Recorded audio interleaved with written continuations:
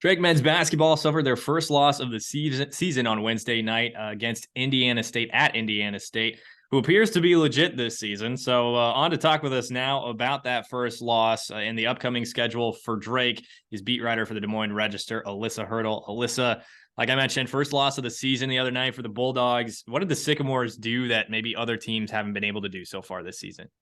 I think for starters, it's not exactly what they did to Drake, but what they're able to do on their own team. I mean, Cameron Henry and Cooper Neese have been kind of mainstays for this program for a while. I think everyone kind of knows what to expect from them at this point.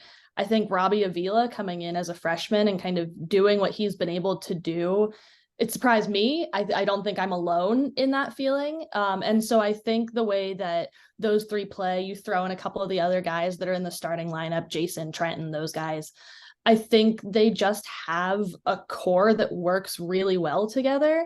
And I say that especially because when you look at what they were able to do or, force Drake to not do, I mean, in any game where you have one player, Roman Penn in this case, score over 30 points, typically you would win that game. And I think, Drake got close to doing that. They had a lead at one point. They came back from being behind in the first half. And so I think it was just the fact that Indiana State, when it came down to the wire, was able to play a better complete game. Whereas, they were able to hold off Tucker more than he has been this year. Darnell was able to get in there, but, DJ and Garrett and Sardaar were all kind of held off too. And so I think, obviously Roman still on his head, had an insane game. But Indiana State just had more players that were able to play a complete minute-to-minute game. And so when you're talking about what Indiana State brought to the table, playing a complete game, we never really saw that last season from Indiana State. I mean, a little bit here and there, right? I mean, they play really well in their home arena. Could you get a gauge of what has flipped for them this season? Is it just what's on the roster, who's available, or is it the second year coach really starting to figure things out? Yeah, I mean, I wish I could say like, yeah, I saw this coming. I saw Indiana State being superb this year. But I can't lie. Like I know what I ranked them on my poll, and it was not in the top 5, I don't believe. And so I didn't expect them to play this way. This was a game that I thought Drake was going to go in and it would be competitive, but not the way it was. And I do think, Cameron and Cooper are coming back. They're healthy. They're playing the way that, everyone kind of expected them to play together. And then again, you throw in this insane freshman who I think is a big game changer for them. And I think those are all factors. And like you said, you have a second year coach getting that first year in the MVC under your belt, like that. The MVC, we all know, isn't an easy conference to play in. And I'm sure it's not an easy conference to come and coach in either. And so to get that first year out of the way, you now have, the spring and the summer that you were with your team preparing without games where it's just that team focus. I think that's invaluable time. And we're seeing, the results of all of that now. And Josh Schertz coming in also had a decent amount of transfers after this year and being able to figure it out that quickly and bring some guys into. Robbie Avila, probably the steal of the MVC and the recruiting in 2022 recruiting class this last year. With the goggles and everything, the way he plays basketball, I can tell he's going to be just hated by MVC fans around the conference. But UNI fans will see that here soon enough too. So prior to this game for Drake, they had a few single digit wins, nothing that was crazy in terms of blowouts for some of these victories. Had they been tested prior to Indiana State? Yeah. I mean, I saw even against Louisiana last week, it was kind of because I got to see that one in person. They were at home. I kind of expected Drake to play better than the way they were. I mean, Louisiana was playing great as well. Those were 2 undefeated teams. And Drake did pull out the win, but I felt like Louisiana really gave them a run for their money in certain aspects of the game. And I think, it's funny looking at Wednesday's game to now, because one of the things that I talked to Coach DeVries about after the Louisiana game is that had been 3 straight games where they had been outscored in the second half. So they'd been they built enough of a lead, but then teams managed to figure them out pretty quickly and come back. And it was actually the opposite against Indiana State, where they outscored them in the second half. But I think, Drake, some people have looked at their non-conference schedule and, asked them to schedule competitive teams, which to an extent I do agree with. And I do think, looking at how Indiana State played, it is kind of concerning how close some of those non-conference teams did play them. And so I think, that's going to leave a lot of questions now that they have their first conference game under their belt, how they're going to be able to compete against MVC teams, where I think I would say in my very, very short time here, there's a lot of teams this year that can compete for the title. Alyssa Hertel, Drake basketball beat writer, joining us here on Cornstalks and Sports Talk on this Saturday morning on AM 950 KOEL and KOEL.com, talking about that loss to Indiana State and a little bit more of their upcoming schedule. So no ranked teams with that schedule. Obviously, we talked about some of those closer games: Wyoming, Tarleton State, and I believe there was another one in there against a major program. Now they'll face Richmond, who you and I lost to fairly recently, St. Louis, who I think Murray State played them at the beginning of the season, and then Mississippi State here soon. So comparing non-conference schedule to a team like a UNI, do you think that Drake's schedule is good enough? Let's say they don't win the MVC tournament. Do they get an at-large bid if they continue to play the way they're playing right now? What do they have to do to get an at-large bid if they don't win the MVC tournament outright? I think the obvious one is that they will have to win the rest of their non-conference games. I think they need that padding in their schedule, especially like you said, you don't have any ranked opponents in there. And you look at who else teams in the MVC alone are playing versus who Drake's playing. And so you need to make sure that your non-conference record is bulletproof when it comes down to it, especially the way that Drake has performed in past MVC title games. It's no guarantee that they would make it in.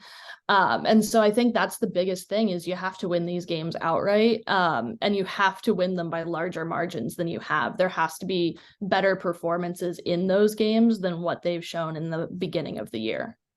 With all that said, heading into the MVC conference play coming up here soon, obviously that's already started, but the thick of it coming up here soon, is there any team in particular in the Missouri Valley Conference that you think will give Drake trouble this season? Obviously, the loss to Indiana State, so you could throw them in there, but the Murray States, the Belmont, who's also new. Forgive me. Southern Illinois will be in that mix too. Any team in particular that you see giving the Bulldogs trouble in 2022, 2023?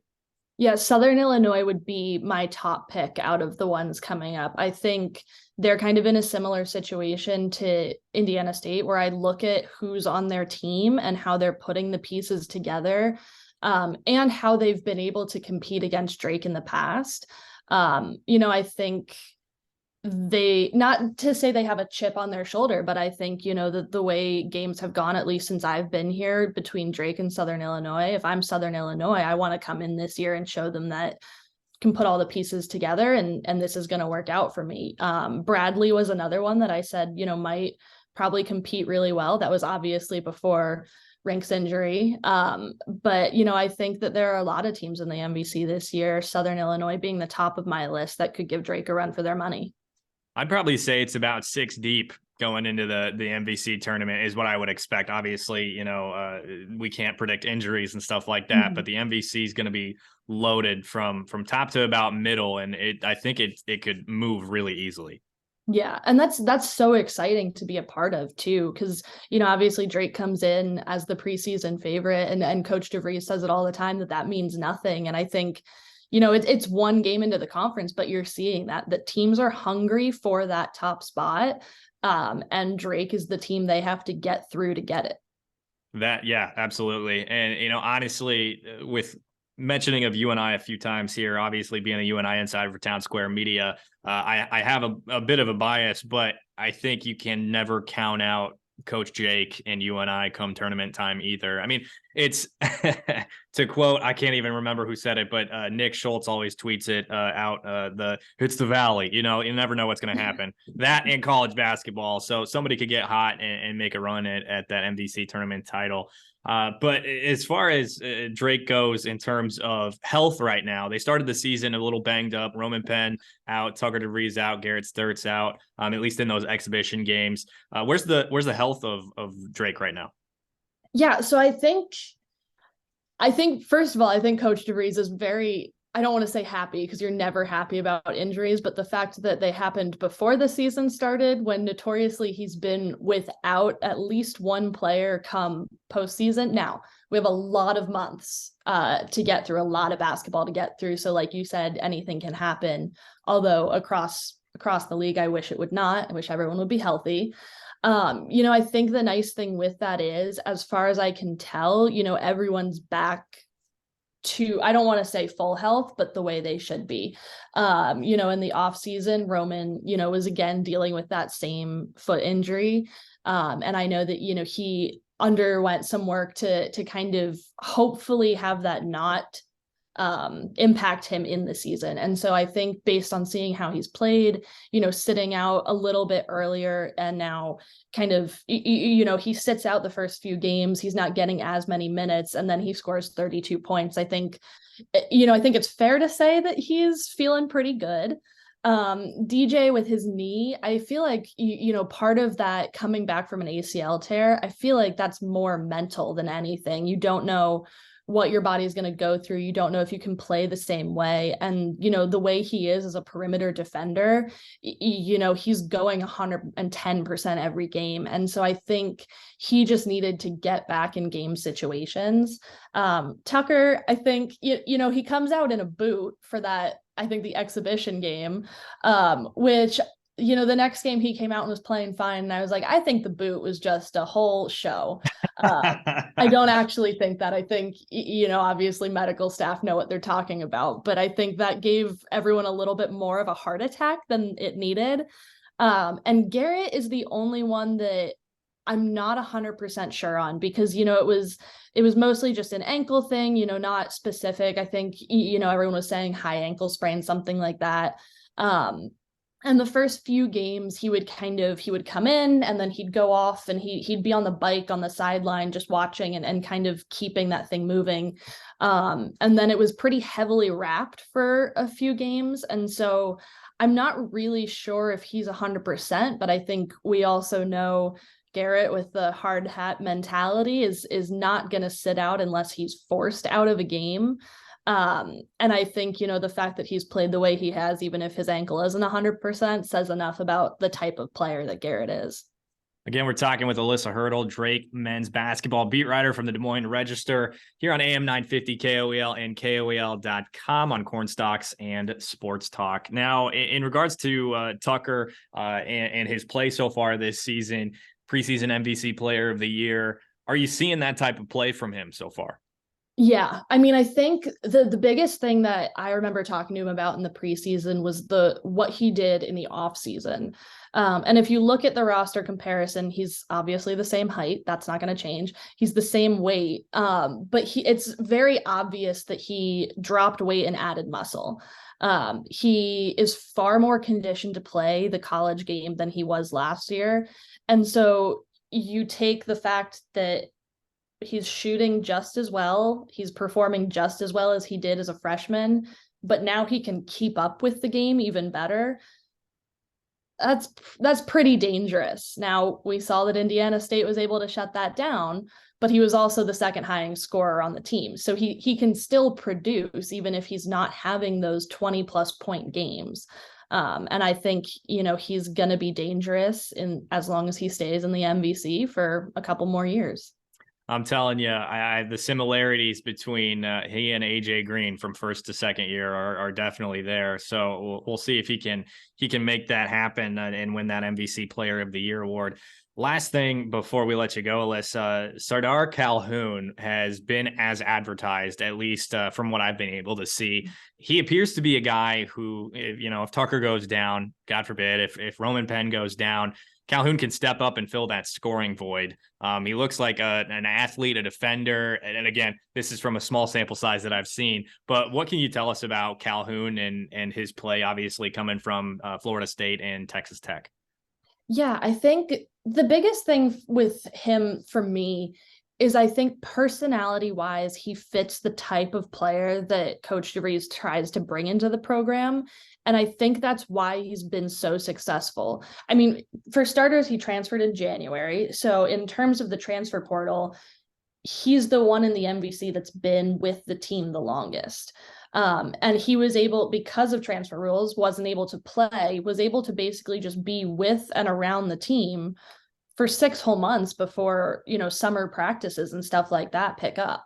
And so I think that's a big deal in the fact that like he already knows the team before the season started. And then he comes in and, the first few games, he's getting serious minutes when the other guys were out and injured, and performing really, really well. He can score from all over the place. He's super successful from 3-point range. I think that has something to do with the fact that his vertical is insane. It feels like it's 2 or 3 feet. I don't know if that's necessarily true, but he can jump and he can rebound and he can assist, and he is just the type of overall player that Drake needed with both Trammell and Tank graduating. He's like a combination of the two all in one, and can just do a little bit of everything. And now I might be biased. I think he's the type of player that should be getting more time than he is. I know it's tough with the guys that Drake returned, and you want to get them playing time, and they've been playing together forever. But seeing how the Bulldogs performed with him in more of a starting role versus him as a bench player now, I'm not a coach, but I would say that I think he earned his right to get some more playing time. And if things start to change in game situations, then I'm wrong. There you go. She is Alyssa Hertel from the Des Moines Register, covers Drake men's basketball there. Go give her a follow if you want to follow along with Drake, but also high school and recruiting for the Register, at Alyssa Hertel on Twitter. Alyssa, we appreciate you. Thanks so much for hopping on. Happy to be here.